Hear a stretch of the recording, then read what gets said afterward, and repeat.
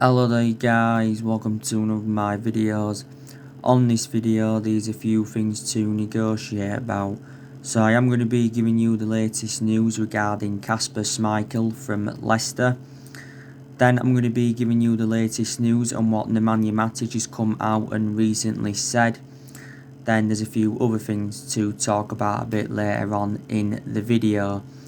So the news is regarding Kasper Schmeichel that, according to reports, Manchester United are weighing up a shock move for Kasper Schmeichel to replace David De Gea as number one for next season, because our staff have held a David De Gea meeting. Now, as you all know, Kasper Schmeichel is the son of United legend Peter Schmeichel.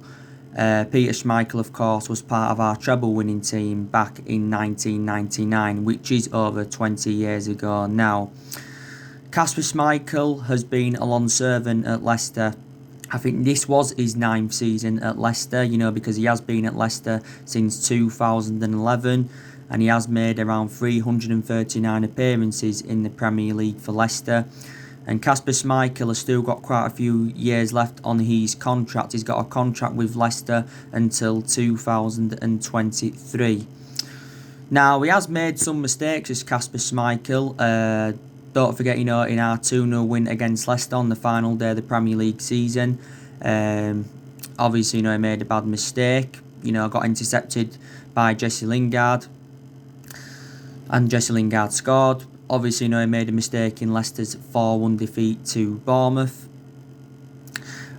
So do you think, he would be the right goalkeeper to replace De Gea? Obviously, he is 33 years of age. He's played for quite a lot of clubs. When he was a lot younger, began his career at Manchester City. Then obviously, had loan spells with Darlington, Bury, Falkirk, Cardiff, Coventry. Obviously, he played for Notts County. He also played for Leeds United. So there have been the stories coming out recently. So that's the latest news regarding Kasper Schmeichel. But one thing I've got to put into the equation, he would be a much cheaper solution than Jan Oblak from Atletico Madrid, because Jan Oblak would cost around £109 million, because that's his buyout clause, £109 million. It does say the likes of Man United and Chelsea have been interested in him. Now, obviously, David De Gea has received a lot of criticism, and there's actually a few Manchester United fans that have said, we should sell David De Gea in this summer transfer window. This has been David De Gea's 9th season at Manchester United. He is now approaching his 10th year at the football club. But like I've said before, De Gea's had 7 good years out of the 9 years he's been at Manchester United, because he has been a liability in the last couple of years. Reflects on the calamitous mistakes he has made. Don't forget, he made 2 goalkeeping howlers in the 3-1 defeat to Chelsea in the FA Cup semi-final. He also made a bad mistake in the 1-1 draw with Tottenham. He also made a calamitous mistake in the 2-0 defeat to Watford early on in the season. He made a mistake in the Everton game. He also made a mistake in the 2-1 defeat to Crystal Palace in the league. So he has made quite a lot of mistakes. David De Gea has made 404 appearances for Manchester United in all competitions.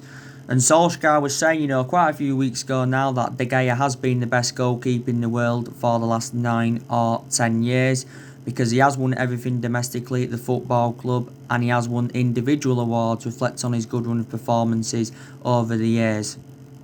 Don't forget, last September, David De Gea signed a 4-year deal with the football club worth £375,000 a week. So I think he's the highest paid goalkeeper in the world and the highest paid at the football club. But if we was to sell David De Gea in this summer transfer window, or next year, or the year after, we'd still get more than the 17 or 18 million that were paid for him from Atletico Madrid. When David De Gea does leave Manchester United anyway, I think he will go back to Spain. Obviously, there's people saying, that Dean Henderson should be our number one for next season. Now, Ole Gunnar Solskjaer has come out and said that Dean Henderson is not yet ready to become Manchester United's #1 goalkeeper. Solskjaer was talking about Dean Henderson prior to our game against Sheffield United, and he did say that he expects Dean Henderson to be England's #1 and Manchester United's #1 goalkeeper in the future. But maybe Solskjaer believes that Dean Henderson, needs to get a bit more experience behind him. Obviously, Dean Henderson's had 2 successful loans with Sheffield United, and I've got to make an admission, he has been Sheffield United's player of the season. Obviously, he's had quite a few other loan spells as well with Stockport, Grimsby and Shrewsbury. We did get Dean Henderson back in 2011 from Carlisle. We got him at the age of 14. But I think we should put Dean Henderson as #1 for next season. I really, really do. It said last week, this was stemming from Sky Sports, saying that our contract talks with Dean Henderson have hit a crucial stage, and it said his future will be much clearer in the next couple of weeks. I think we're hoping to get Dean Henderson a 5-year contract at the club, and it said he could be one of the highest paid goalkeepers in Europe. But I think for Dean Henderson to sign a new contract, he must be assured to be our #1 for next season. I think, with us recalling Dean Henderson from his loan spell with Sheffield United, I think there's a chance that Sergio Romero could go, because when Dean Henderson comes back, that means Sergio Romero will be third choice. Sergio Romero, of course, does play in our FA Cup games. And Romero has got, a year left on his Man United contract, but the club do have an option to extend it for a further year. I think for us to sell Sergio Romero, we'd probably demand around 5 or 6 million for him, because he is 32 or 33 now, Romero. We did get Sergio Romero on a free from San Pandora back in 2015. So there's a chance he could go. We've obviously got Lee Grant. He's another goalkeeper we've got. Joe Pereira, he's out on loan at Hearts at the moment. So, yeah. So, if Solskjaer don't feel as though Dean Henderson's ready, then we could actually, try and, get Kasper Schmeichel on the board. So, that's the latest news regarding that. Now, let me give you the latest news of what Nemanja Matic just come out and said. I actually read it in Sky Sports yesterday, and it said that Nemanja Matic has said that Manchester United must fight for the title next season, and he says we cannot allow any other club to win a trophy with so many games to spare, because obviously Liverpool won the Premier League, with quite a few games to spare. It was their first ever Premier League, and of course Liverpool did end their 30-year drought. So what he's saying is, Matic, we've got to stop Liverpool dominating, and he says we can't let them, dominate next season. That. So this is what Nemanja Matic has come out and said. He says want to give everything for the club, like we are doing at the moment, and that. So this is what Matic has come out and said. To be honest with you I think Matic has enjoyed a very, very good season for Manchester United.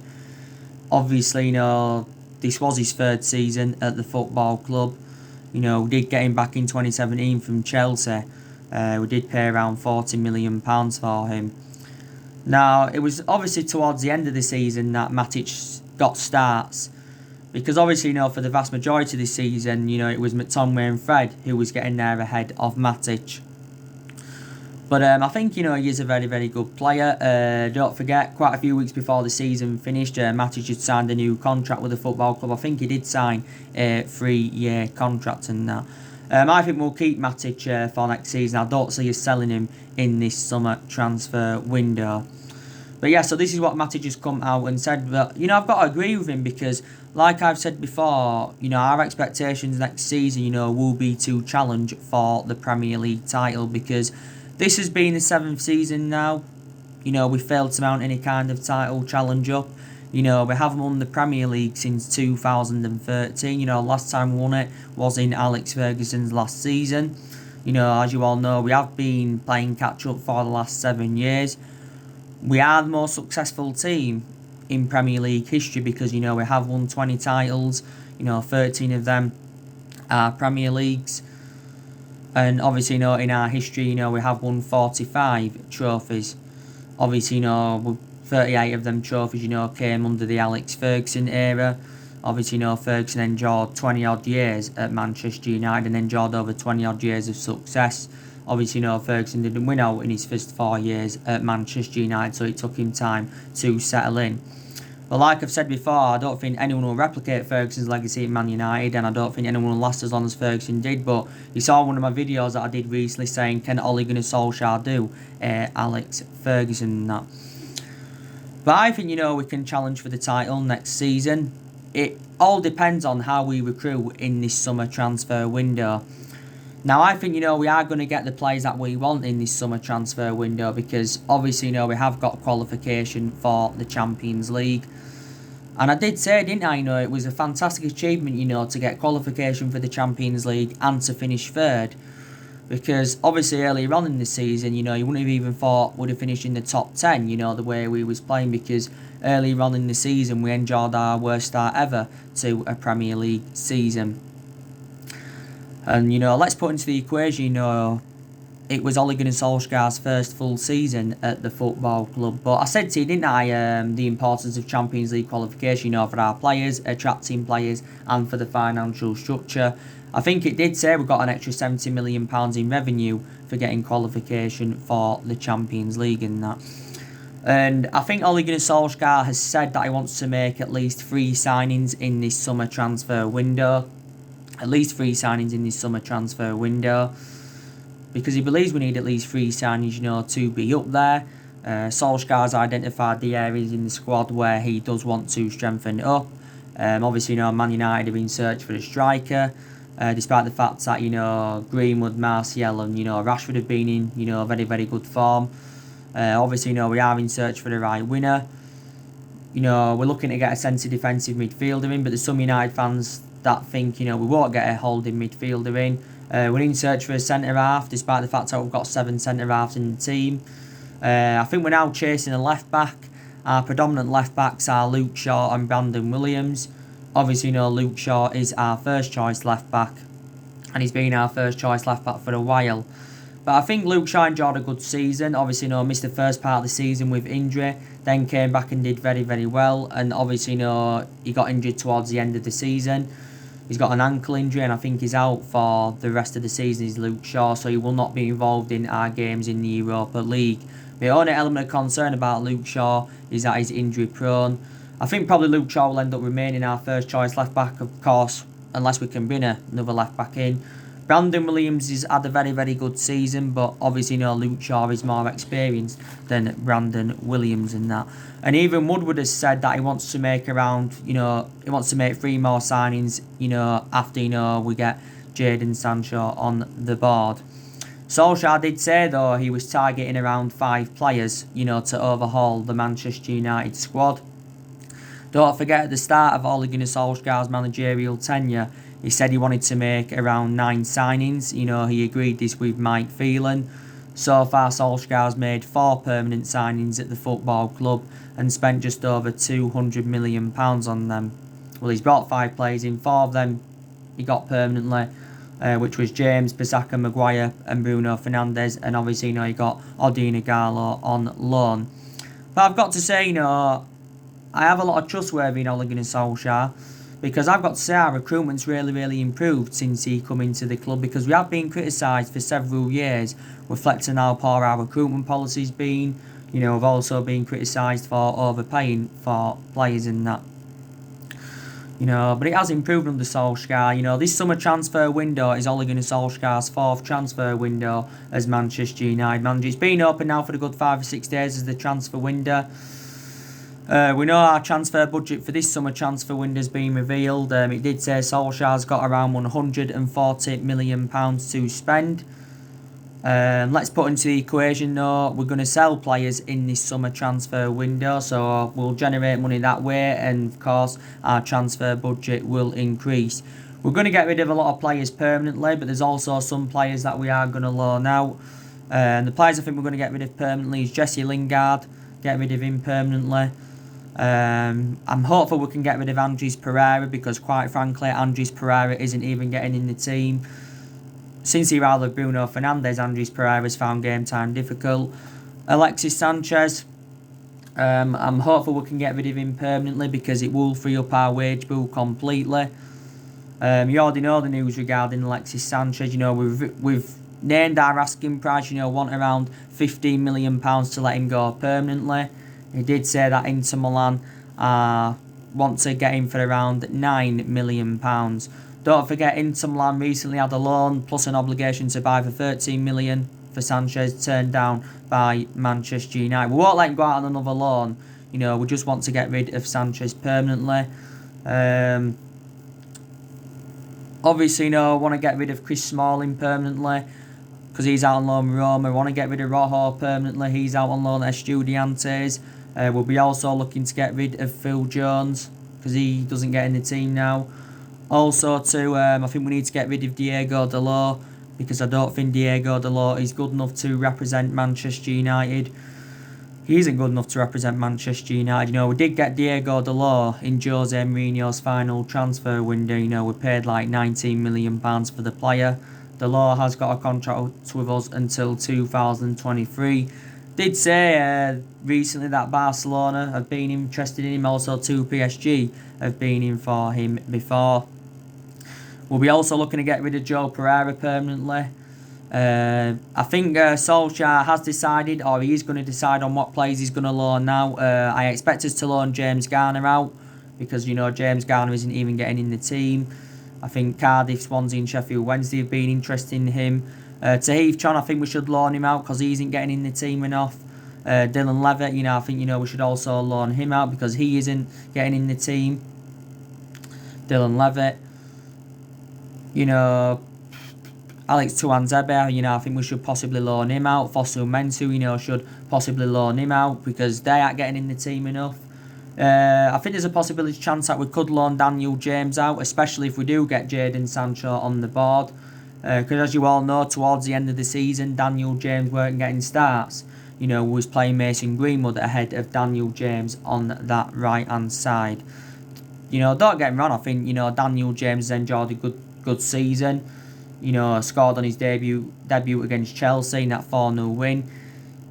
He played a good 30-odd games throughout the course of the season, and I didn't expect him to play that many games, so I was shocked. He was a cheap solution. We paid £15 million for him from Swansea last summer and that. So Man United, are going to loan quite a few players out. So we need to focus on the outgoings as well as the incomings in this, summer transfer window and that. In this summer transfer window, but it did confirm before the resumption of the season that we'd actually taken a £140 million loan, to help us get the players that we do want in. If we hadn't got qualification for the Champions League, then, I don't think, we'd have got the players that we wanted in to the football club. Obviously, there's been signings made already. Like I said, Chelsea, they've done very, very good recruitment so far. Obviously, they signed Hakim Ziyech back in February for around 37 or 38 million. They signed Werner from Leipzig for around 48 million. So they spent around £8 million on two players there. Obviously, Chelsea looking to get Havertz, from Leverkusen. They're also looking to get Ben Chilwell. Man City, you can say they've done some good business so far. They're on the verge of getting Ferran Torres from Valencia. I'm not too sure if it's official, but I know they're going to get Ferran Torres. Obviously, Nathan Ake. I don't know if it's official again, but last time I read up about that, it said that City put a £41 million bid in for Nathan Ake from Bournemouth, and this £41 million bid's been accepted from Bournemouth. And I think they also signed another player, but Nathan Ake, will look good alongside Laporte in Manchester City's back line. City will get the players that they want now because they had their 2-year Champions League ban overturned by CES, so they would have been delighted about that. Arsenal, of course, will want to make recruitment. Arsenal will be very, very delighted. They won the FA Cup final yesterday against Chelsea by 2-1. That's their first trophy under Mikel Arteta, and it's their 14th FA Cup. So Arsenal, of course, are the most successful team in FA Cup history. To be honest, I was shocked with that scoreline because I expected, Chelsea to win the game. But obviously, Arsenal are going to get money for winning the FA Cup. But I think they're going in the right direction under Arteta, and I think, if the Arsenal can recruit right and that and make the right decisions, then I think, eventually, start challenging for, Premier League titles. Don't forget, Arsenal have not won the Premier League since 2004. Tottenham, I don't know if they're going to recruit because, like I said, Daniel Levy, doesn't like to spend at Tottenham. Leicester, they're going to recruit. They did miss out on Champions League qualification. So it's going to be interesting to see. We know that next season does start on the 12th of September. But like I said, Solskjaer knows he's got the backing of our board. He's also got the backing of Ed Woodward, and he's also got the backing of the Glazers. Like I said, even if we didn't get qualification for the Champions League, I said, Solskjaer would have still been Manchester United manager for next season because it is a transition period. And it has been a transition period for a while. And like I've said, the vast majority of this team is not Solskjaer's. Let's put into the equation. Solskjaer's inheriting players even from the Mourinho era. There's still a few players even from the Van Gaal era. There's still Matic from the David Moyes era. And there's still a few players even from the Alex Ferguson era. But actually, the vast majority of this team is Jose Mourinho's and that. So let's just put that into the equation. Now, obviously, Solskjaer's exceeded his expectations this season by getting us qualification for the Champions League. We've still got a priority though for the remainder of the season, and that is the Europa League. So our focus is on the Europa League at the moment because obviously I want to win the Europa League. If we win it, it will be our first piece of silverware under the Ole Gunnar Solskjaer era. And plus, it will be our first trophy in over 3 years if we win the Europa League. And I think we actually are the favourites to win the Europa League. Obviously, we do play Lask this week. I think is it Wednesday we play Lask? Wait, is it Wednesday? Yeah, I think it's Wednesday. We do play Lask in the last 16 of the Europa League second leg. We are 5-0 up from the first leg. Obviously, in the first leg, Odi Nagalo scored, James scored, Mata scored, Pereira scored, and Mason Greenwood scored the goals. So obviously, we are into the quarterfinals of the Europa League, and obviously, the quarterfinals are on the 10th and the 11th of August. We actually are unbeaten in 9 matches against Austrian clubs. We are unbeaten in our last 13 home games in the Europa League. So our record in the Europa League is actually quite good. But yeah, we are gonna beat Lask. Like I said, Man United are gonna make rotation in the squad. I think we are gonna rest several key players for our Europa League games. But I think the Europa League is, beneficial for the youngsters because we have the chance to give the youngsters more opportunities in our Europa League games. But that's definitely a priority for us. But Solskjaer has been at Manchester United now, obviously over a year and a half. He has been permanent Manchester United manager for around, 15 or 16 months.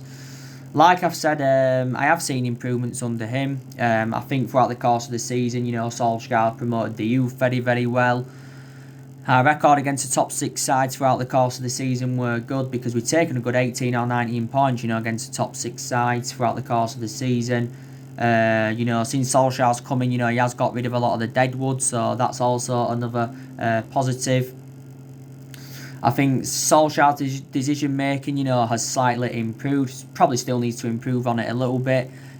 Towards the end of the season, his decision making was good. I think for the vast majority of the season, his decision making was quite poor. Didn't really seem to have a plan A or didn't really have a plan B, and of course was very tactically naive. But his approach to the big games, mainly, I think, prior to the 3-1 defeat to Chelsea FA Cup semi-finals, his approach to the big games, were actually, very, very good. They really, really was.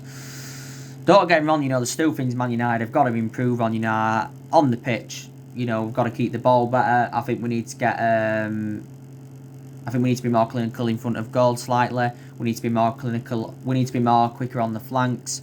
I think defensively we also need to improve. And I still think these certain players that have got to improve at Manchester United. Harry Maguire, I think he's definitely got to improve. I think he's done okay in his first season. He's had some good games, he's had some bad games, but there's been games where he's looked too exposed. He's taken far too many touches and. So he's got to improve on that as Harry Maguire. There's some Man United fans that don't think he's good enough, to captain the team. We're giving the captaincy reflecting on Ashley Young's departure. I think also Lindelof's got to improve. because he's also made quite a few mistakes throughout the course of the season. Wan-Bissaka more or less has enjoyed a good season, but towards the end of the season, did look a bit fatigued, looked a bit off the pace.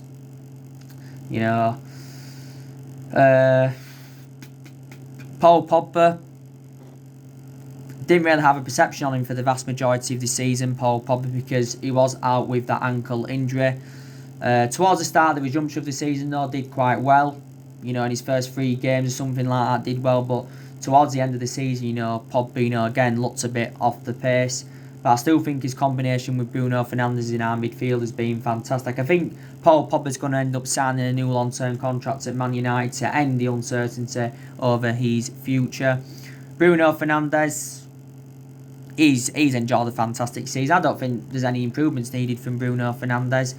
He's made the difference in the team since he came in January.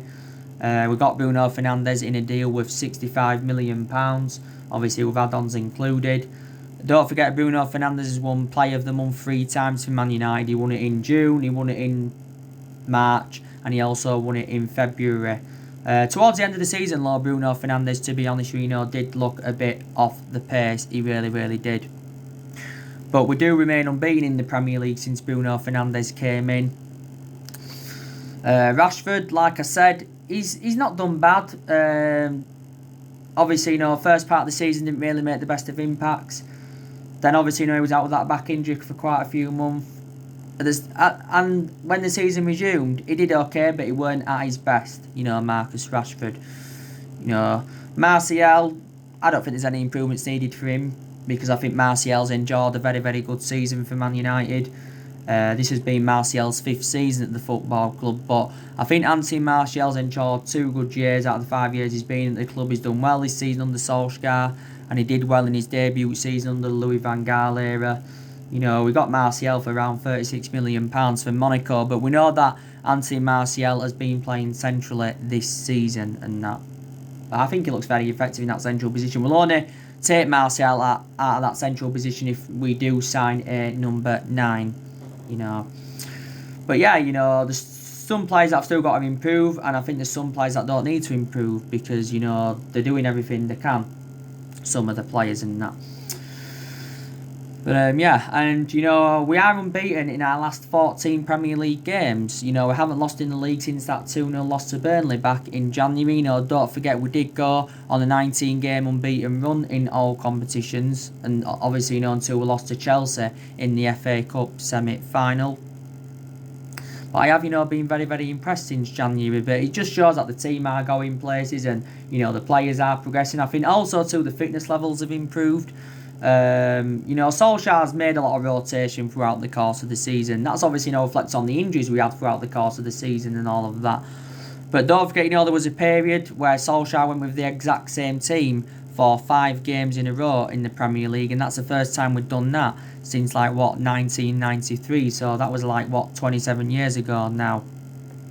But analysing our squad, I think it's a pretty good squad. But like I said, as it stands at the moment, it's not good enough to challenge for a league, and it's not good enough to win the league. So this is why Manchester United have got to make signings. Solskjaer did say earlier on in his managerial career that he wants to recruit young British talents to Man United, because 3 of the 5 players he has brought in so far are British, don't forget. But I think, Solskjaer, will just be delighted, to prove his critics wrong, because earlier on in the season, a lot of Man United fans were criticising him. So too I was. I was, very, very critical of him, because I said at that point he's not the right manager for Manchester United, get him out of the club.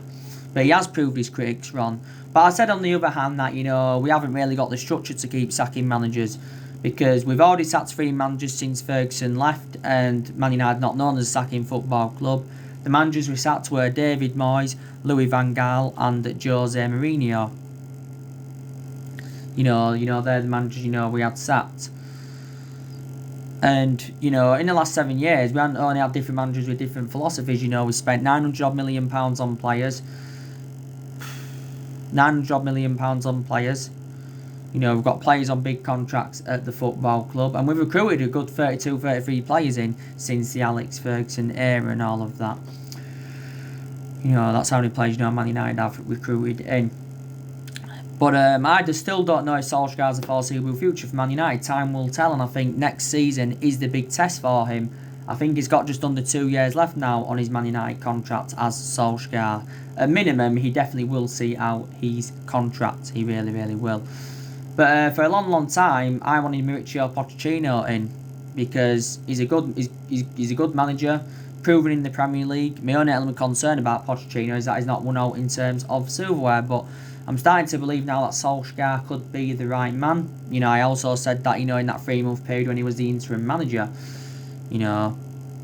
So we will see what happens. So anyway, guys, that's everything to update you today. Drop your comments, like, explore on the channel. If you do, consider subscribe as always, and take care. God bless you all again very, very soon.